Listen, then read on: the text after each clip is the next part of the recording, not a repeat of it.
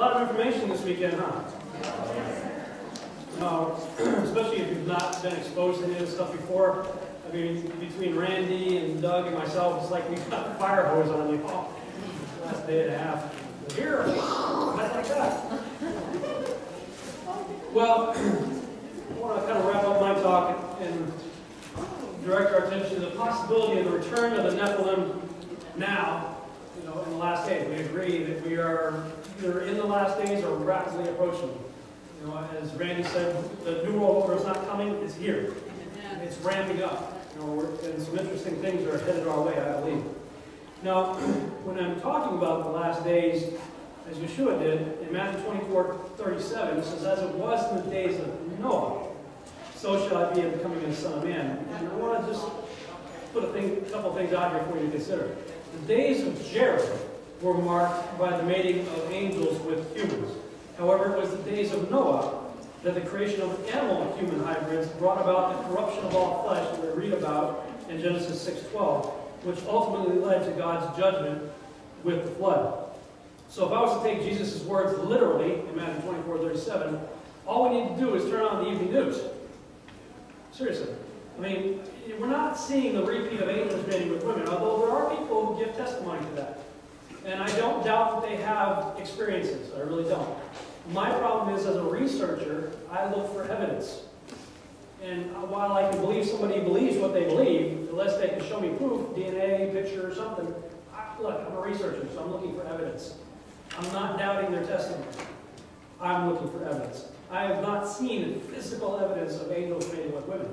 I've heard testimony, haven't seen evidence. However, I have seen physical evidence of animal-human hybridization taking place on the evening news on a fairly regular basis. So I'm going with the tangible, what I can see, hear, touch, taste, smell, verify, vet out, and that's what I'm seeing. Now, let's talk about transhumanism. When I talk about transhumanism, I believe it is a doctrine of devils. And I'm going to bring you back to Genesis 3 again. The serpent said unto the woman, "You shall not surely die, for God doth know that in the day ye eat thereof, then your eyes shall be opened, and ye shall be as gods, knowing good and evil." What you see here is essentially three promises of the serpent. A promise of immortality. You won't die. A promise that their eyes shall be opened and have greater wisdom and understanding and knowledge. Right? And you shall be like God. You know what's interesting about those three? They already had them. They were already mortal. Death didn't come until after they took a bite. Right? Greater wisdom, understanding, and knowledge. They walked with God in the cool of the day. Hey God, how did the Milky Way get there? Well, let me tell you, Adam. How much more wisdom, understanding, and knowledge you need than walking with God, the creator of the universe.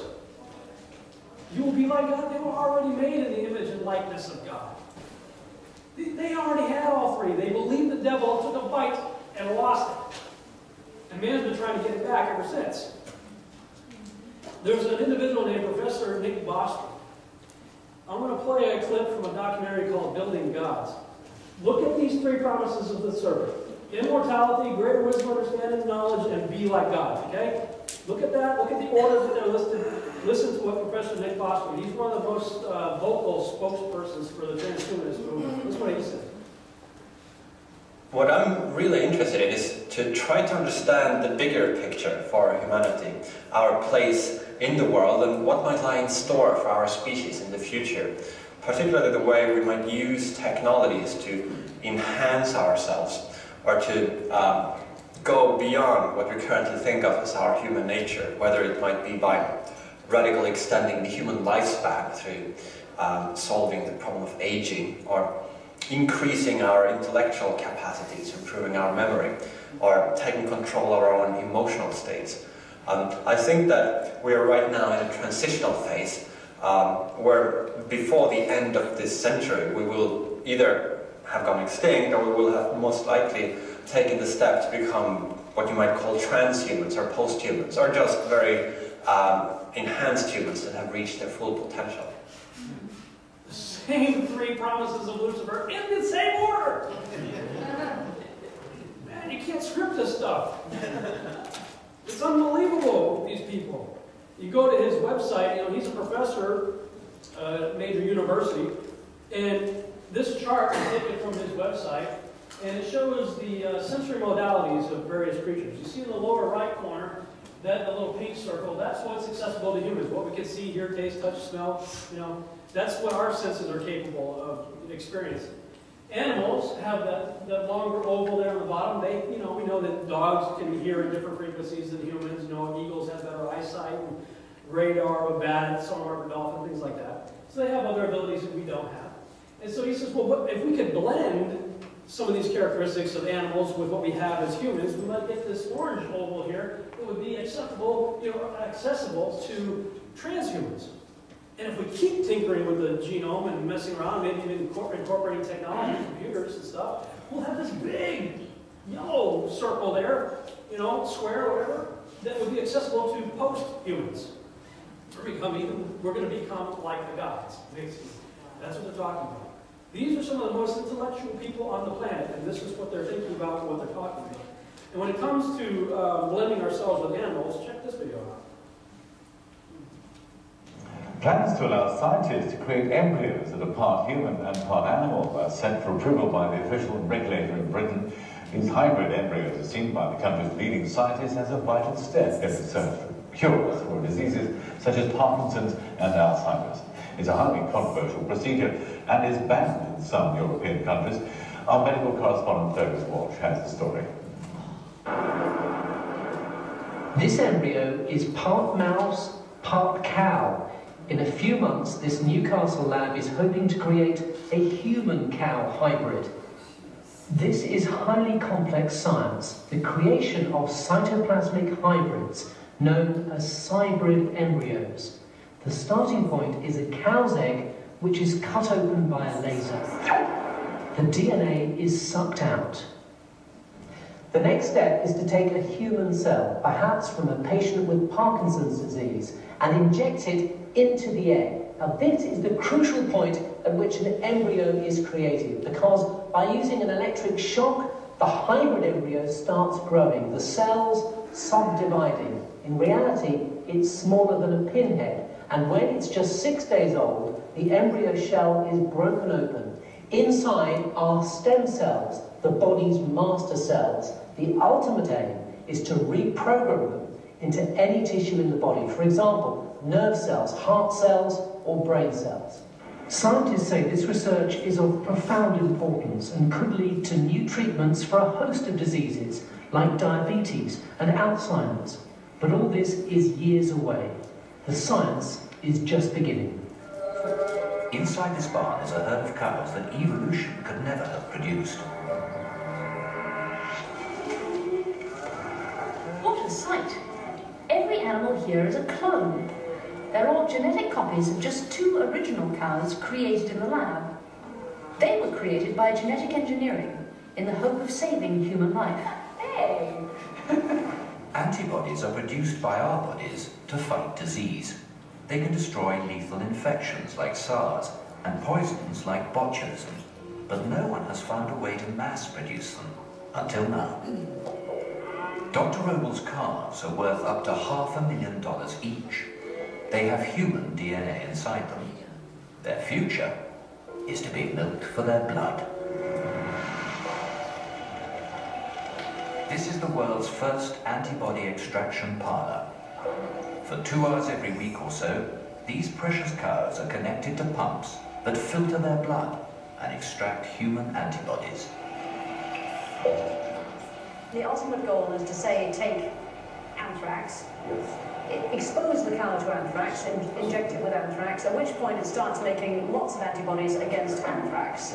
And then you can collect those antibodies, purify them, and treat people who have been exposed to anthrax. But it's no easy job to get cows to produce human antibodies. You have to genetically modify the cow's immune system to make it at least partly human. Dr. Roble has had to copy 2 sets of genes out of our DNA, which he then combines into a package called a microchromosome. But to get that microchromosome into the cow, he's had to use one of the most complex cut-and-paste jobs I've ever heard of. Take the microchromosome and you transfer it from mouse cells to chicken cells.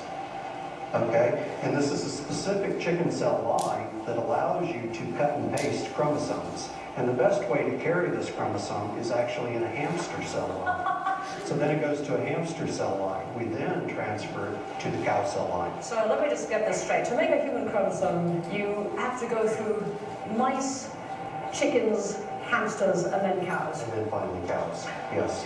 Wow. Because each cell type has its own peculiar but specific quality that allows us to do a specific kind of manipulation. These cows take blood donation to a whole new level. Just 10 or 20 of them can supply the yearly worldwide demand for one of Dr. Robles' antibody therapies. And it's the kind of advance that only genetic engineering could have given us. But in order to really take advantage of the technology, we're going to have to embrace it. In order to really take advantage of technology, we're going to have to embrace it. Moron. You want a cow-human hybrid for you? It's called a minotaur. Cow-human hybrid. Do you hear what she said?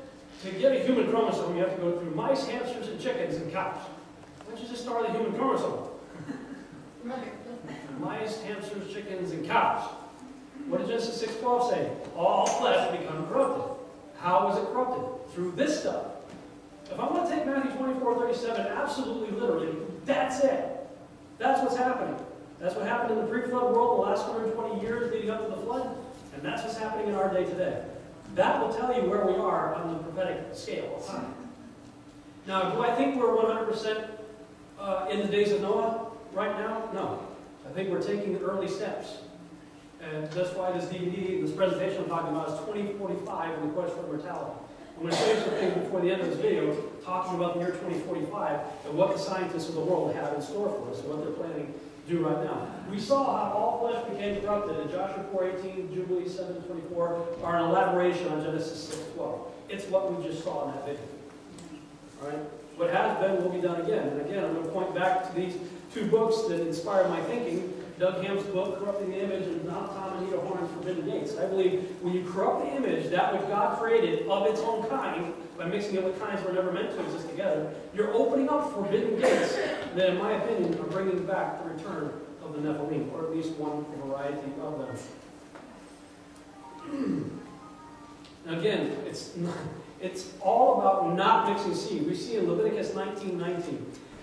You are to keep my statutes. You shall not breed together two kinds of your cattle. You shall not sow your field with two kinds of seed, nor even wear a garment upon you of two kinds of material mixed together. That's how much God is against the mixing of seed. Mixture. Right? And I found it interesting that that's a quote from Leviticus 19:19, because when you look at Revelation 19:19, and I saw the beast and the kings of the earth and their armies gathered together to make war against him that sat on a horse and against his army. What's their army comprised of? Well, we saw that in Revelation 17. We talked about it last night. And the day that go on the earth shall wonder whose names were not written in the book of life. I believe our names are all written there, and all we have to do is confirm our reservation. You reject Christ, you get blotted out. You can't blot something out unless it was there to begin with. That's why I believe God said he's not willing that any should perish, but that all should come to repentance. The proof is he put your name in the book before the foundation of the world. Amen. So who are these guys? Whose names are never written in the book of life. I believe they're Dr. Roble type, creature from the island of Dr. Moreau, concoctions. People that were never meant to exist in the first place, in my opinion. Now, GMOs, we heard some talk about that earlier. You find that even the food was corrupted, and you see in Leviticus 19, beginning of verse 23, when you enter the land and plant all kinds of trees for food, then you shall count their fruit as forbidden. 3 years it shall be forbidden to you. It shall not be eaten. But in the 4th year, all its fruit shall be holy, an offering of praise to the Lord. In the 5th year, you are to eat of its fruit, that its yield may increase for you. I am the Lord your God. You shall not eat anything with the blood, nor practice divination or soothsaying. I talked about in the previous session that the sins of the fathers are passed down to how many generations? 3rd and 4th. Right? That applied even to the food. The genetic tampering, even with the food, had to go through a process of cleansing right through the 4th year. You couldn't eat it until the 5th year. Genetic tampering of food took place in the land of Canaan. Genetic tampering of food is taking place today. What I found interesting looking at the Enoch account is that when it talked about the angels coming down and mating with women, it says, and all the others together with them took unto themselves wives, and each chose for himself one, and they began to go in unto them, and to defile themselves with them, and they taught them charms and enchantments, and the cutting of roots, and made them acquainted with plants. And then they became pregnant, and they bare great giants whose height was 3,000 ells.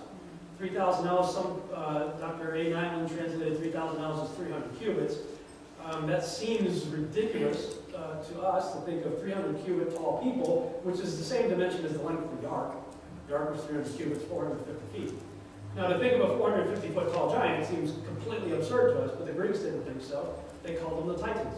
In fact, if you go see any of the recent movies that come out, Percy Jackson, the last one, they released Kronos, 400-footer. Clash of the Titans, Part 2. Watch the movie Clash of the Titans, Part 2. Kronos is released, Titan, 400-footer. Again, Hollywood gets it. Okay, so, whether it's hard to believe or not, that's what the age of record testifies, these guys were massively huge. But before they could have children, they had to mess around with the plants first. I mean, think about it. Why is it that, for 6,000 years, we've had no problem eating a tomato the way God made it? But now, all of a sudden, we got to pump it full of stuff. Why? Our food was perfect. It was fine. It was good. It was nutritional. It bared fruit after its own kind. It wasn't a Terminator seed. Grow once, no, you can't replant it. As it was in the days of Noah. Why are they corrupting our food? Well, they did it before. And incidentally, they did it before the angels were able to copulate with women. Maybe there's a reason why they're doing the genetic modification of food today. Just saying. Oh, and by the way, even your bottled water, you look on the bottom of most bottled water, you see the PET logo, the type of plastic it is. PET logo number 1. If you have this in your car and it heats up above 80, 85 degrees, don't drink it. Because the plastic leaches it leaches a lot of stuff into the water. But one of the components that leaks into your water is antimony.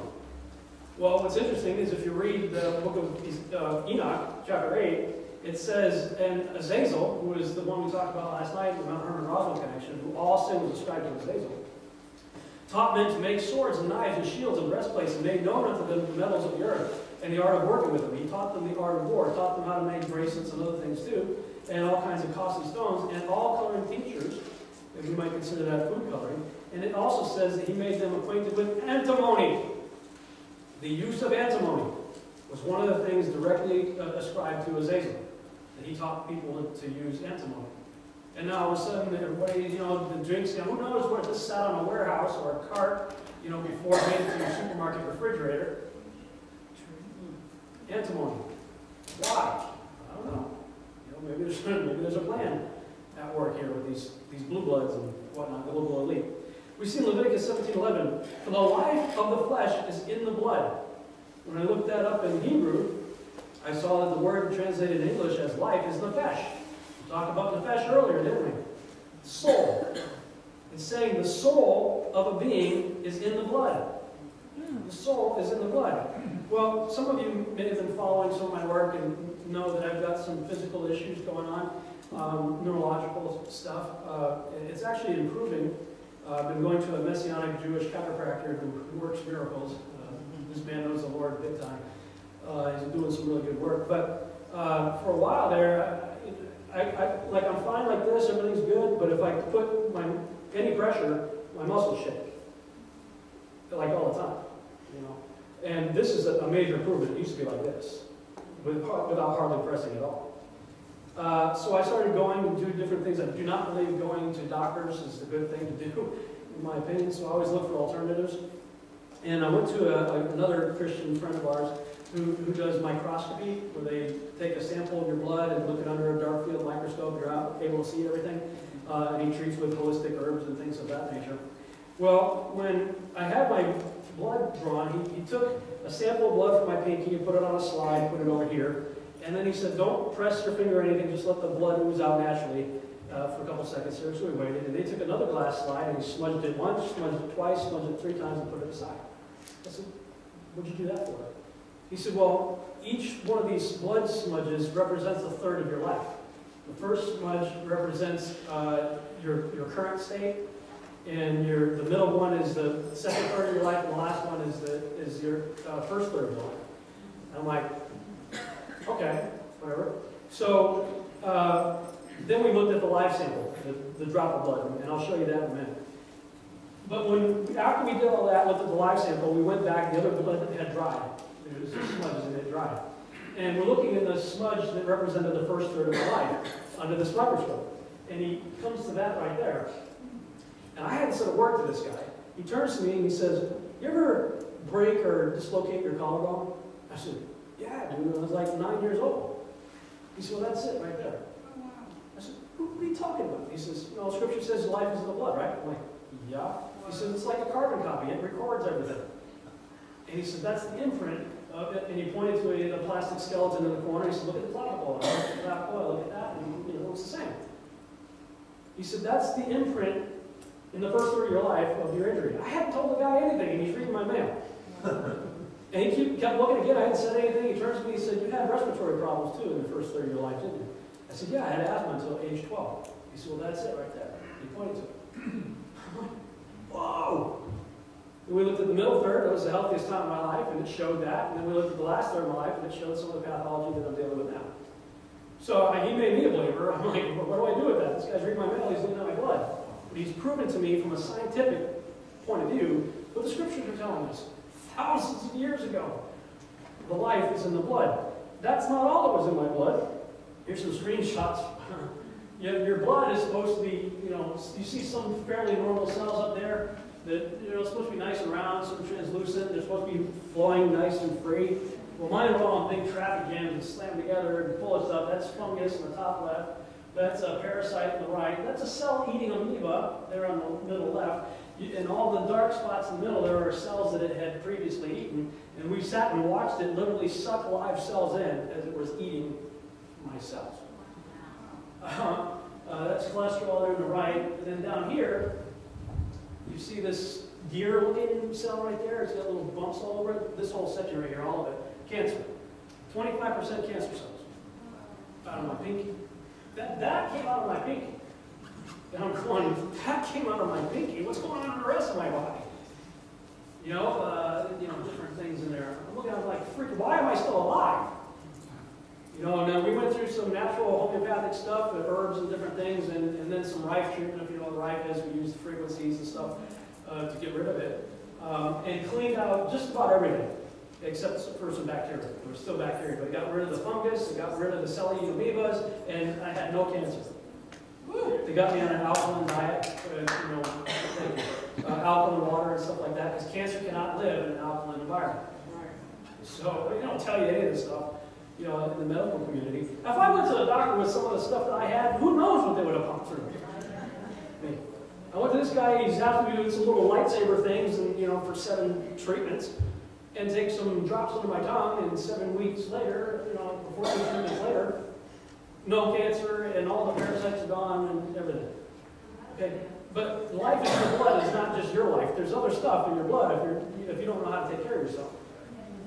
Now me, where did I get this? I don't know. I mean, I was a missionary. I traveled to third world countries, and I was in the jungles of India and Africa and all over the place. So who knows where I could have got some of this stuff. But you know what? You probably have it too. If you walk around barefoot. That's all it takes to pick up parasites. If you've got animals, you pretty much definitely have them. People in third world countries know about this stuff, so they drink certain kind of teas, they eat herbs and stuff like that because they know they have it, so they purge it out. Americans have no clue. Most people walk around, and the symptoms that you get from parasites mimic lupus, MS. A lot of things that people are being diagnosed with can be simply treated by going to your local vitamin store, taking Paraben. You know, get rid of parasites. Now, when it comes to parasites, check this video out, Parasite Mind Control. Ants are a part of the most disciplined, dedicated social system on Earth. Until, that is, they become slaves to behavior-controlling parasites. Suddenly, these rogue ants no longer serve the colony. They're taking their orders from the parasite. Okay, let's back up. Now, how did this happen? It all begins when the ants in any town USA consume the slime of a passing snail.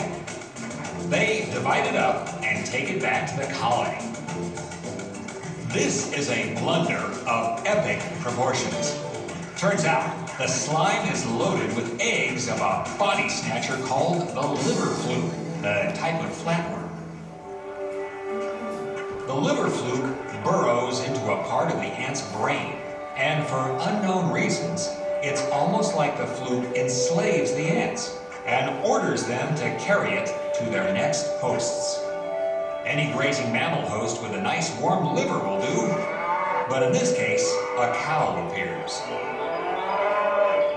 The liver fluke worms can switch the ant's behavior on and off, causing the infected ants to place themselves in easy-to-eat positions at dusk when mammals are feeding. No cows in sight, ants act normal. Cows appear, ants are in essence ordered to take their positions in purple flowers and latch on. The cows ingest the vegetation, the ants, and the fluke larvae inside the ants all in one bite. Once inside the cow, the worms burrow out of the stomach and into the liver, where they develop into adults and dine on liver tissue. They lay eggs that are excreted from the liver into the bile duct, and then defecated by the cows. They don't kill the cows, but the cows become weak and emaciated, devastating herds. And all because of parasitic mind control. Okay, now let that sink in. Right? Microscopic parasite comes out of a snail, ant eats it, it controls the ant's brain because it's a liver fluke, so it wants to get inside a mammal's liver, so it controls the ant. When the appropriate time, he's doing his thing, and all of a sudden cow walk by, run up, get eaten. Goes into the liver, does his thing, and then reproduces, and the cow defecates, and then the cycle starts all over again. By the way, there are parasites that will control human beings' brains as well. I didn't have time to put it on there, but there's a whole another series of videos that I actually ended up watching on how humans can be controlled by microscopic parasites, okay, that can get into your blood and get into your brain. That made me really start to rethink this whole mark of the beast thing. Okay, when you look at the mark of the beast, we say, and also it causes all, both small and great, both rich and poor, both free and slave, to be marked on the right hand or the forehead, so that no one can buy or sell unless he has the mark. That is, the name of the beast or the number of its name. This calls for wisdom. In other words, pay attention. Let the one who has understanding calculate the number of the beast, for it is the number of a man, and his number is 666. And I talk about it quite a bit in my first book and in Babylon Rising DVDs and stuff, how I believe it's Nimrod. And Nimrod and his various associations, there's 666 all over the guy, everywhere. But, so I believe that that's where it traces back to Nimrod. But we see that in Revelation 9, 5, and 6, it says, they, the locusts, that came up out of the bottomless pit, were allowed to torment them for 5 months, but not to kill them. And the torment was like the torment of a scorpion when it stings someone. And in those days, people will seek death and will not find it. They will long to die, but death will flee from them. Everybody talks about the mark of the beast, and they say, well, I can't buy and sell. Well, yeah, that's true, that's part of it. But what about this part? They beg for death, but death flees from them. You know, anybody see World War Z? Or, you know, yeah, I mean, some of these movies coming out of the zombie apocalypse, you gotta wonder why the CDC is actually having drills about the zombie apocalypse. Government tax dollars are going, our tax dollars are being used by the government to do drills for a zombie apocalypse. Why? What's going on with that? Well, there's a number of things we need to check out here. In Revelation 19:20, and the beast was captured, and with it a false prophet, who in its presence had done the signs by which he deceived those who had received the mark of the beast and those who worshipped its image. These two were thrown alive into the lake of fire that burns with sulfur. Now, I remember back in the 90s, a lot of people were talking about the barcode. I was one of them. You know, it's the barcode! If you look at the two skinny lines in the code of the barcode, the two skinny lines are represented by the number 6. If you look at a barcode, you see two skinny lines, a bunch of numbers, two skinny lines, a bunch of numbers, two skinny lines. So you got 666 in the barcode, you know? And I was like, it's the mark of the beast, it's the barcode!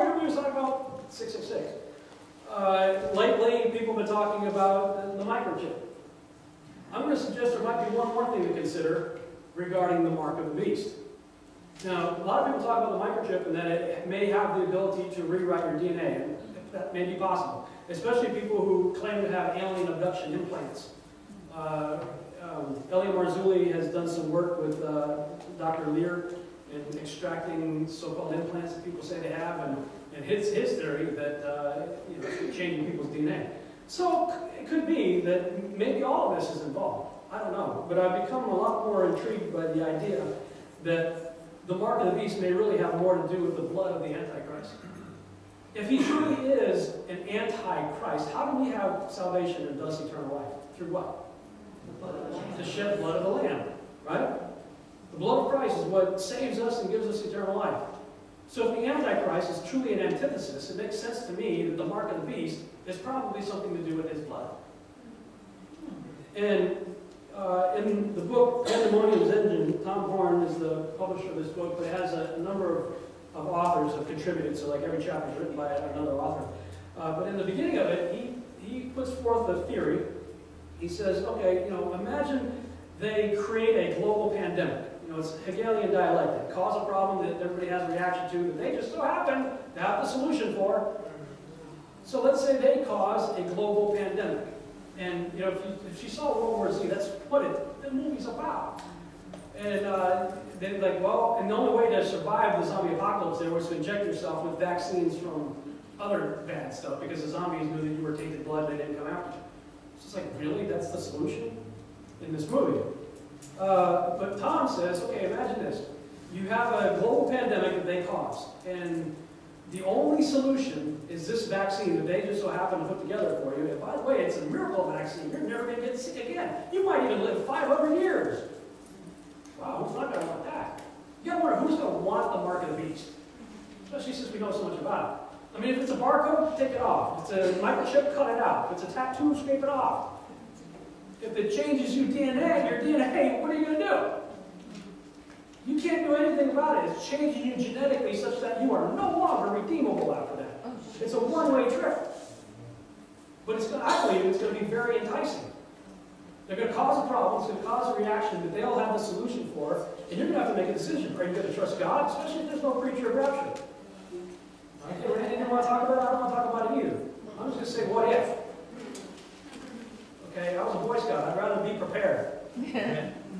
I'd rather be prepared and not need to be prepared than not be prepared when I do need to be prepared. See what I'm saying? If we're getting out of here, great. I will be happy to be wrong. I'll be high-fiving every preacher around the way like, woo-hoo, let's go. But if it ain't pre-trib, there might be some decisions we have to make. And we may have to think about some things and figure out how much do you trust God when you're looking at your kid who has this pandemic disease. Do I go get the CVS flu shot? Here's a microcosm right now. The flu right now, there are people who can't keep their job unless they get the flu shot. Right? It's a microcosm. It's a test. Right? And the flu shot's bad, guys. Do some research on that.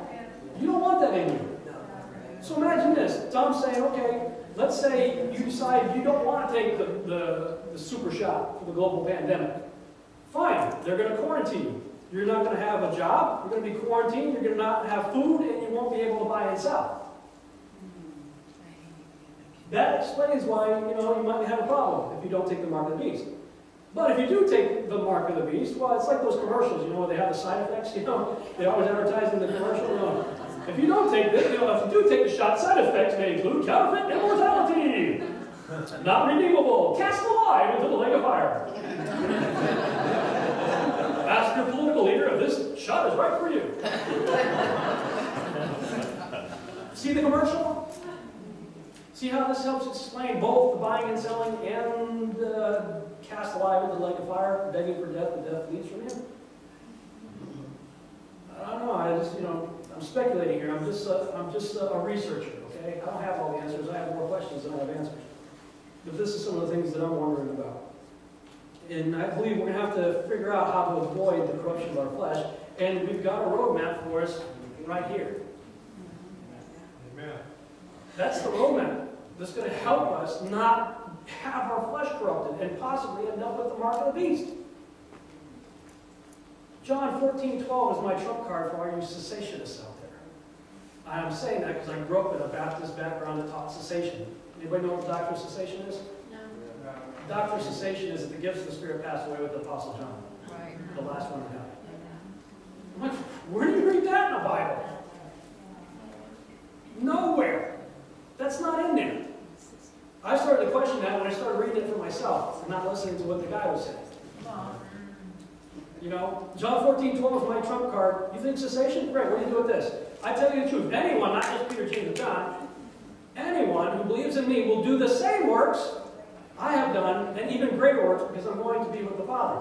Yeah. Now, we can debate the greater works all day long. I don't know what they are. But let's go back to the previous statement. We'll do the same works. Let's get that one right. Then we can worry about the greater works. Well, you were supposed to walk on water and turn water into wine. Look, I didn't write it. That's what it says. Here's a Sharpie. Here's a highlighter. Pick one. Right. I highlighted it. Mark 16 and 17. These miraculous signs will accompany those who believe. So I guess we got to believe. Come on. They will cast out demons in my name, and they will speak in new languages. They will be able to handle snakes with safety, and if they drink anything poisonous, it won't hurt them. They will be able to place their hands on the sick, and they will be healed. Does it say maybe, could be, possibly, hope so? Those who believe will. Amen. Do we believe it or not? Yes. Look, I don't have it 100% myself. I've laid hands on people and seen people get healed. I've laid hands on people and seen them not get healed. Yeah. But I don't blame God, I blame myself. Because I know what's going on in here. I know if you give me a half a second to think about it, I'll move from faith to doubt just like that. Yeah. And I found, at least in my life, that doubt is the kryptonite of faith. It cancels it out. Okay? But when I've just acted, when God said do it, and I do it, then I've seen it happen. Cast out demons, the whole thing. You know, I've seen it work. I know it works. John 5 says, is anyone sick among you?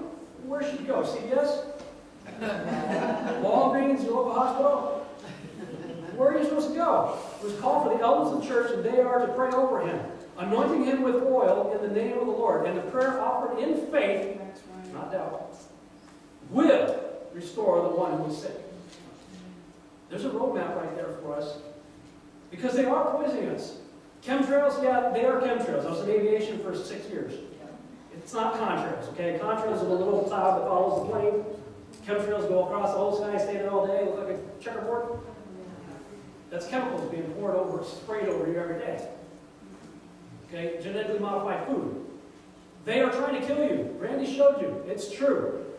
The Georgia Guidestones put it in stone for us. They want to limit the human race to 500 million, which means 6.5 billion of us are going to die.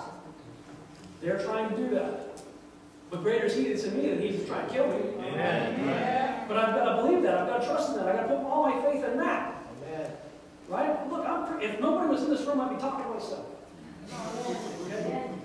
I'm not saying anything to you that I don't have to preach to myself. All right? But I think we got to get it, because the future, I don't care which direction you look at, we don't have much time left. My personal opinion is we have about 20 years. That's what I think, based on my research. But in that 20 years, we're going to see some stuff, assuming we have that long. Corrupting flesh also nowadays includes computer integration. The Borg of Star Trek. Time magazine showing up about human cloning. It's closer than you think. This other one here shows a dude with a plug in the back of his head. It says 2045, the year man becomes immortal. This is immortality apart from God. All right, when it comes to this variety of transhumanism, check this video out.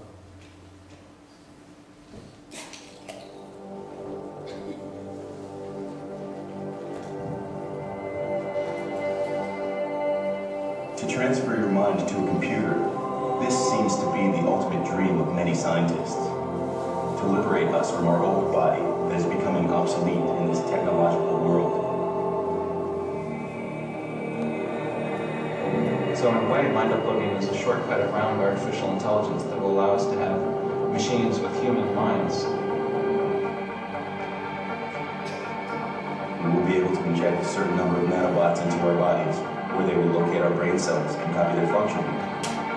With no effort, we will get a hardware copy of our consciousness that will then send a software copy to a computer, where more copies can be made, or where our consciousness will be allowed to merge with other souls and software programs.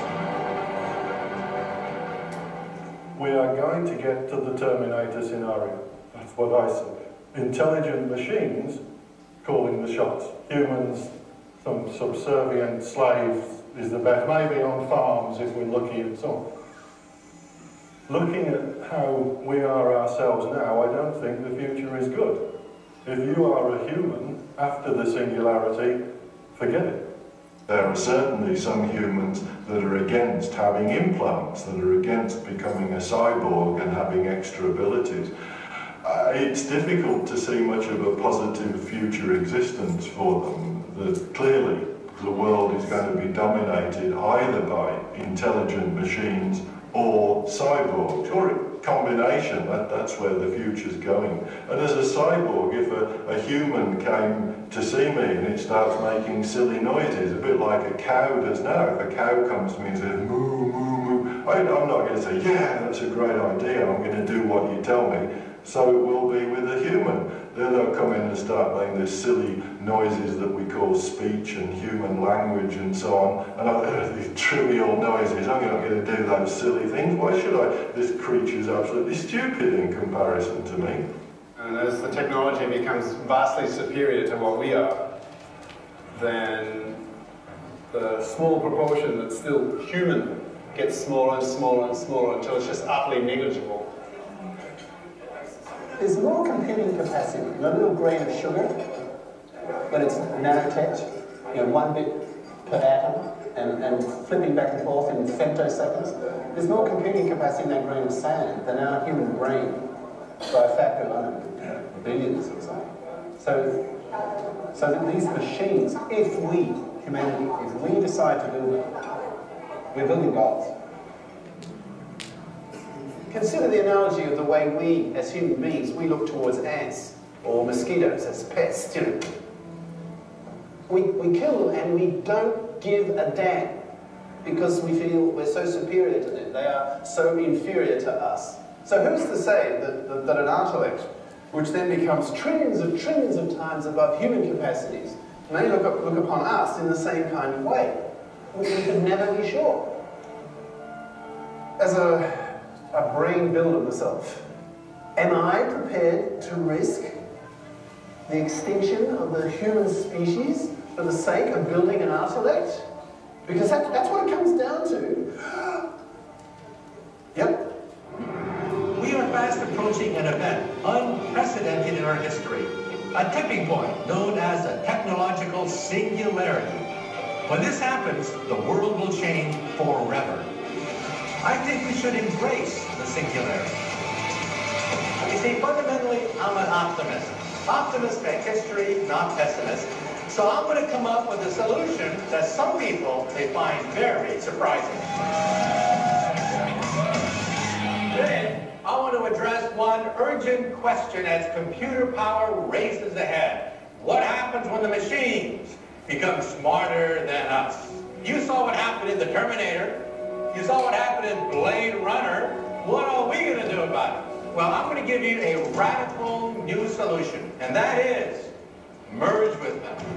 First, this is the human brain, the most complex object in our sector of the galaxy. 100 million neurons that can be scanned by MRI, neuron for neuron.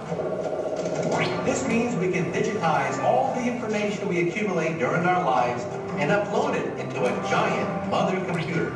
A vast database of all human knowledge. A resource we can share by downloading programs we want to give us instant knowledge. So when the singularity arrives, we will be in control. By merging with machines, we will enter a new age of superhuman existence. Then in the post-human era, we become Homo superior. We become a new species. We're talking about humanity becoming like the gods. What do you think? And how many want to sign up? How many want to sign up? Okay, let's get real, Christian. pitch, you know it's going to be good.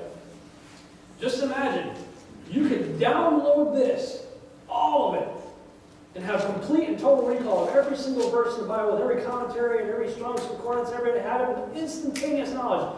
Just plug in. That's just one example. Look, as a researcher, there's never enough time to read books. I love reading books. I have multiple books in various stages of incompletion around me all the time, because footnotes are my friend and my enemy. I love it when an author footnotes their research, because that enables me to go research what they searched. So I'm reading something, I find a footnote, I'm like, cool, you know, I go get that book, and I go read that book, and that guy's a footnote, cool, I don't read that. Yeah, it's just the way I am. But you know, the sales pitch is going to be pretty impressive. You know, be aware, that's what they're planning.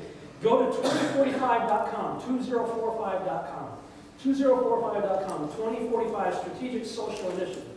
This is what they've got planned for you. Well, actually, let me just let them tell you what they have planned for you. 2013 to 2014, new centres working on cybernetic technologies for the development of radical life extension rise. The race for immortality starts. 2015 to 2020, the Avatar is created, a robotic human copy controlled by thought via brain-computer interface. It becomes as popular as a car. In Russia and in the world appear, in testing mode, several breakthrough projects. Android robots to replace people in manufacturing tasks. Android robot servants for every home. Thought-controlled avatars to provide telepresence in any place of the world and abolish the need for business trips. Flying cars. Thought-driven mobile communications built into the body or sprayed onto the skin. 2020 to 2025. An autonomous system providing life support for the brain and allowing it interaction with the environment is created. The brain is transplanted into an Avatar B. With Avatar B, man receives new, expanded life. 2025. The new generation of avatars provides complete transmission of sensations from all 5 sensory robot organs to the operator. 2030 to 2035. Rebrain. The colossal project of brain reverse engineering is implemented. World science comes very close to understanding the principles of consciousness. 2035. The first successful attempt to transfer one's personality to an alternative carrier. The epoch of cybernetic immortality begins.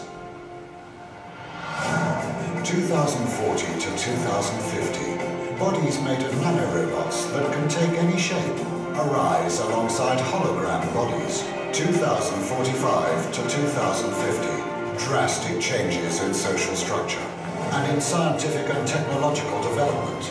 All the prerequisites for space expansion are established. For the man of the future, war and violence are unacceptable. The main priority of his development is spiritual self-improvement. A new era dawns. The era of neo-humanity. After all that, I finally decided to get spiritual. Okay, these are the greatest scientists and minds in the world get together for these meetings. And this is their video on their website, what they're planning to do. And some of it's like within the next 2 years. You know, this is talking like 2045, so 30 years out. I don't think we have that long, personally. I do think we have about 20 years, but you saw what they've got planned. And if they achieve any of those goals, truth is stranger than fiction. What's coming? This is what they have planned. And normal humans are going to be the speck that the super people are going to view us. You know, they're useless. Useless eaters. Okay? That's what they have planned. That's what they're working toward. That's their goal. Does the Bible prophesy about the return of the Nephilim? I believe it does. There's some interesting scriptures. Isaiah 13, 21 and 22 in the King James. But wild beasts of the desert shall lie there, and their houses shall be, great prophecy, full of doleful creatures. And this is the context of Babylon. And owls shall dwell there, and satyrs shall dance there. And the beasts of the island shall cry in their desolate houses, and dragons in their pleasant palaces. And her time is near to come, and her days shall not be prolonged. Well, the Septuagint goes a little deeper. Same verse in the Septuagint. But wild beasts shall rest there, and the houses shall be filled with howling, and monsters shall rest there, and devils shall dance there, and satyrs shall dwell there, and hedgehogs shall make their nests in their houses. It shall come soon and will not tarry. Same verse, Isaiah chapter 13. We see in Joel 2, compare the Joel 2 army with the description of the locusts in Revelation 9. Now, I don't want to offend anybody, but you need to study your scriptures before you go around thinking that you're part of the Joel 2 army. Right. There are people who teach and believe that they're part of the Joel 2 army. I'm like, did you guys actually read this? The Joel 2 army are the locusts that come up out of the bottomless pit. You don't want to be that. Okay? The Joel 2 army, you don't want to be that. Matthew 24:37, compare that. Okay? Compare Matthew 24:37 with the days of Noah and watch the evening news for some really good comparison. Now, moving back up here. Also, there's another apocryphal text. Some people may have the Apocrypha in their Bible. One of the apocryphal texts of 4th Esdras 5, 8, and 9 says, pregnant women will give birth to monsters. 4th Esdras 5, 8, and 9. Now, putting the arguments of canon aside, okay, it's not in the canon. Great, okay, fine. Here's an ancient text, though, that's reading our mail today. It's happening. That's what's happening. As soon as you realize that animal-human hybrids, in my opinion, are just as Nephilim as angel-human hybrids, you realize it all becomes quite clear. Nephilim are returning. And we may end up with the angel-human ones as well in the future. Now, regarding the locusts of Revelation chapter 9, go ahead and look it up. Revelation 9, the locusts are described as a horseman. Horseman, centaur. Okay? They have a horse body, they run like horses, right? They have they have a human head with teeth like a lion, hair like a woman. They have wings, scorpion tail. Okay, human face, lion teeth, wings, scorpion tails. And it made me think about Revelation 9:16 a little different, because it says, and the number of the horsemen were 200 million, and I heard the number of them. Now, a few decades back, Time magazine published an article or a story saying that China is capable of fielding a 200 million man army. So all the eschatology teachers, doing the best they can, I'll give them credit, the best they can with the information that they had, said the 200 million horseman army must be the Chinese.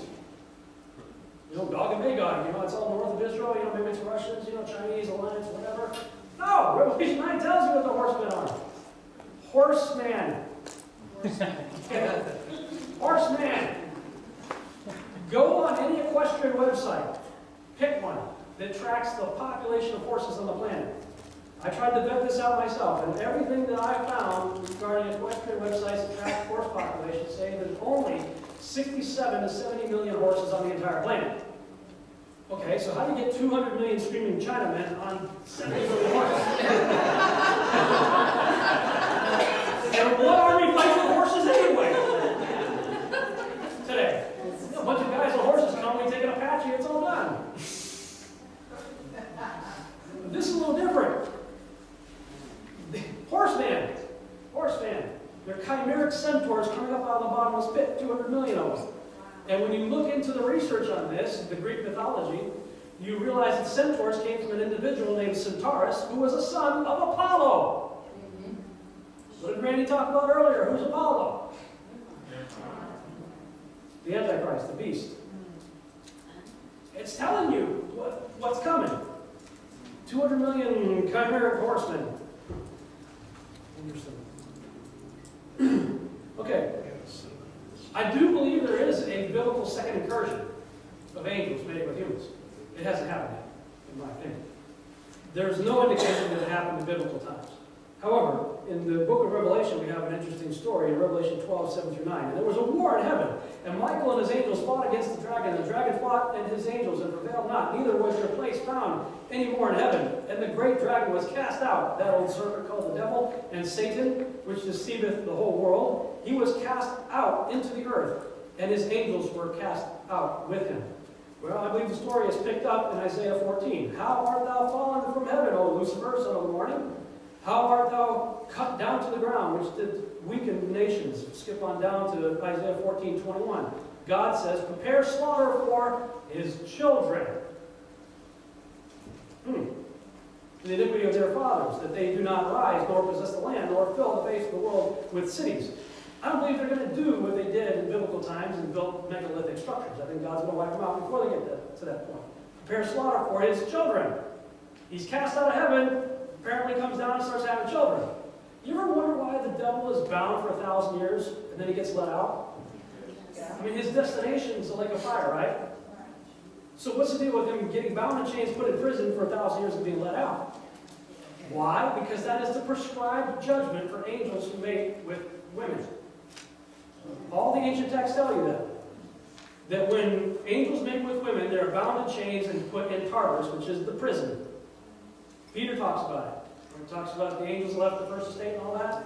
And their everlasting chains, your Bible probably says in prison or hell or Hades. The Greek word is Tartarus. It's the same place the Greeks understood where the Titans are. Angel mates with women, the prescribed judgment. It's like when you're speeding and the speed limit's 50 and you're doing 70, the town says, well, you got to pay $50 or whatever. That's the prescribed fine for that particular violation of the law, right? You violate God's law of angels don't mate with women, you get bound in chains and you're put in prison. Why does the devil go to prison for 1,000 years? Because he comes down after he gets kicked out of heaven by Michael and he has children. God would not be just if he didn't impose the same exact judgment on this angel that he did on all the other angels. It's a legal system. The devil violates that particular law, he gets that particular judgment. That's why he goes to prison for 1,000 years, and then he's let out again. And then there's the final deal, and he gets put in the lake of fire. That is the only, in my opinion, the only biblically supported second incursion. I talked about this last night. I'm going to finish with this tonight. Again, in the scripture, the days of Noah, right? The last days are going to be like that. And we're trying to create a TV series. I don't know how much more time we have. I talk about all this stuff, I research this stuff, I write about this stuff. I think, 20 years maybe max we have left. I'm like, really, God? A science fiction show? All I know is what I've been called to do. Randy said before, occupy to the accounts.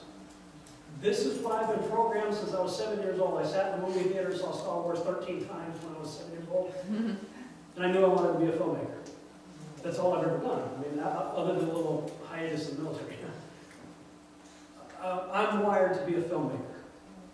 And God has put a TV series called Seed, because it's all about the seed. It's the Seed Wars. That's what it is. And I'm trying to put it into a TV series because, why? Nothing reaches the masses, in my opinion, more than media, the arts, and entertainment. Nothing. The top 3 most influential factors, actually the top 10 most influential factors in our culture, the top 3 were movies, internet, and television. Alex Kendrick, the filmmaker who does Fireproof and Facing the Giants and Sherwood Baptist Church, those guys, he saw that Barna report that said of the top 10 most influential factors that influence our culture, our media, is movies, television, and the internet. He said the church didn't even rank in the top 10 according to the Barna survey. Okay, so the church is not even, talking about cultural development, the church is not even in the top 10 of the most influential things. If we're going to reach the world, what do we got to do? We got to know where the world is. And according to all the statistics that I read, they're watching, where is the world? At least in America, they're watching 4 to 5 hours of TV a day. And I think the mistake that Christian filmmakers are doing is they're trying to preach in a venue where people go to be entertained. People don't know, they don't go to the movies to be preached to. They get social TV out if they want to be preached to. They go to be entertained. So when they go to a movie, it's the mouse hand, mouse hand, mouse hand. They're like, what am I doing here? The church gets excited, but the world doesn't get go. So God is, I'm not telling you what to do, I'm just telling you what God's told me to do. Is I've got to become as good at telling the truth as the devil is at telling lies using that medium. Amen. So, the average American is glued to their iPhones, iPads, similar devices, listening to music, watching shows, playing games. Americans as a whole spend over $9 billion a year going to the movies.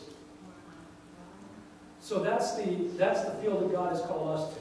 My wife and I, we've been called to create a TV series called Seed, and we just simply ask that you help, pray, any way you can, pray for us. Help us any way you can, or pray about what God would have you to do. Okay? Maybe we have 20 years left. That's just a theory. It's not thus saith the Lord, it's thus thinketh Rob. How much time we have left? I don't know. But get busy. Start praying. My prayer is, Coach, put me in the game. If we've got to run the 10-yard line and we got 30 seconds left in the game, put me in the field. Don't be sitting in the bleachers. Do something. And you know, when these things start coming out, remember the faith of people like Caleb and Joshua going up against these guys. Caleb's like, what's the problem? Let's go. David, who is this uncircumcised Philistine? I'm taking 5 rocks because he's got 4 brothers. I'm not missing you. I'm taking you and your brothers out. You know, and look at scriptures like this, where God's talking and facing the giants, you know. Deuteronomy 1-3.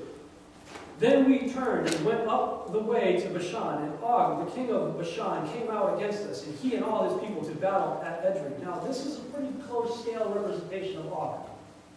Okay, read Doug Hamp's book too, and see how much the dude had to eat just to keep his heart beating. He was a big guy, right? The dude was huge. And the Lord said unto me, fear him not, for I will deliver him and all his people and his land into thy hand. And thou shalt do unto him as thou didst to Sihon, king of the Amorites. The Amorites all cedar trees, which dwelt in Heshbon. So the Lord our God delivered into our hands Og also, the king of Bashan, and all his people. And we smote him until none was left to him remaining. If we believe in God, greater is he that he is in us than he is in the world, and we believe that, amen. If he said we could tell a mountain to move, and it's going to move with a mustard seed. I went to Israel 2005, got mustard seeds from Israel. Mustard seeds are really tiny. Yes. You know, if that tiny little mustard seed can make a mountain move, man, let me get at least a half of the mustard seed going on here. No problem. Right? Fear not. Thank you very much.